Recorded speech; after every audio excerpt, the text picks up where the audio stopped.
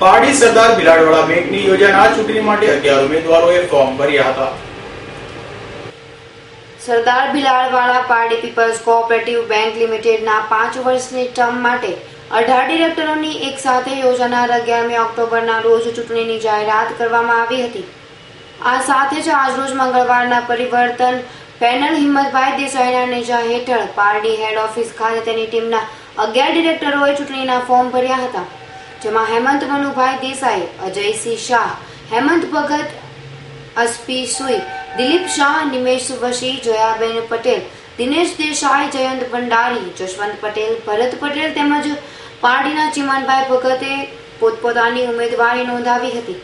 ચૂંટણી ફોર્મ ભરવાની તારીખ 15 અને 16 સપ્ટેમ્બર સુધી રહેશે, જ્યારે સામે પક્ષે વર્તમાન બોર્ડના ચેરમેન હર્ષદભાઈ દેસાઈની ટીમ, જેઓ ભાજપ સમર્થિત પોતાના ઉમેદવારો સાથે બુધવારના રોજ ચૂંટણીના ફોર્મ ભરવાના છે।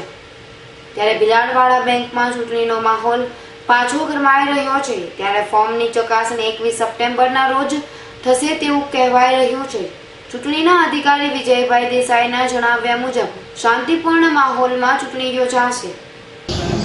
પરિવર્તન પેનલમાંથી અને અમારા માજી ચેરમેન શ્રી અજયભાઈ શાહ, હેમંતભાઈ દેસાઈ અને હેમંતભાઈ ભગતની જે પેનલ છે એ પેનલમાંથી ઉમેદવારી કરી છે।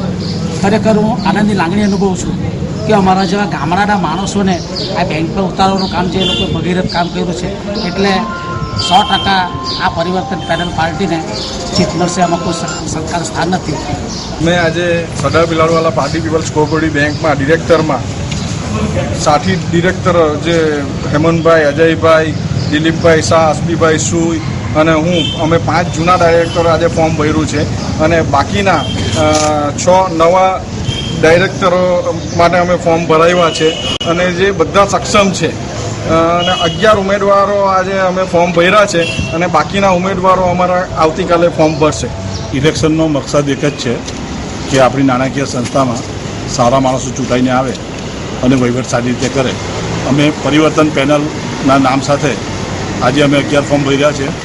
અમારા બીજા ઉમેદવારો થોડા બહાર છે, આવશે અને કાલે એમના ઉમેદવારી પત્ર બી ભરશે। અને સરદાર બિલાડવાળાના ઇતિહાસમાં મહિલા સીટ આવી છે, ત્યારે સૌ પ્રથમ આજે જયાબેન પાનેરાથી પારડી વિભાગમાંથી ઉમેદવારી આજે કરી છે અને અમે બધા નવયુવાનો અને જે બેંકના જાણકાર છે એવા ઉમેદવારોને લઈને આજે અમે આ ઇલેક્શનમાં ઝંપલાવી રહ્યા છીએ। અમૃત પટેલનો રિપોર્ટ, S9 ન્યૂઝ, પારડી।